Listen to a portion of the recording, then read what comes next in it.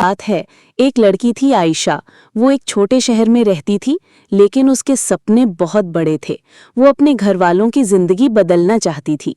आयशा के पास न ज्यादा पैसा था, ना ही कोई सपोर्ट, लेकिन उसके अंदर एक आग थी, एक जुनून था। हर सुबह वो जल्दी उठती, स्कूल जाती, फिर शाम को ट्यूशन देती ताकि घर का खर्चा चल सके।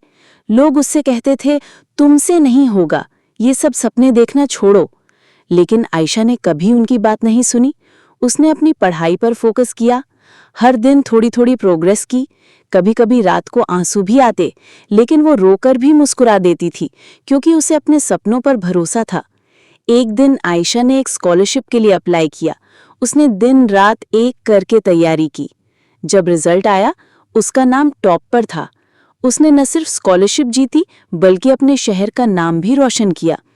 आज वो एक सक्सेसफुल डॉक्टर है, अपने घर वालों का सपना पूरा कर चुकी है, और हर लड़की को ये बताती है कि मुश्किलें चाहे जितनी भी हों, हिम्मत और मेहनत से सब कुछ मुमकिन है।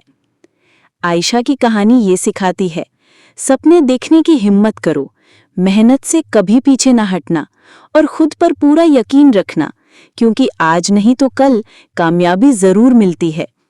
कैसी लगी ये स्टोरी? और कोई थीम चाहिए तो बताओ।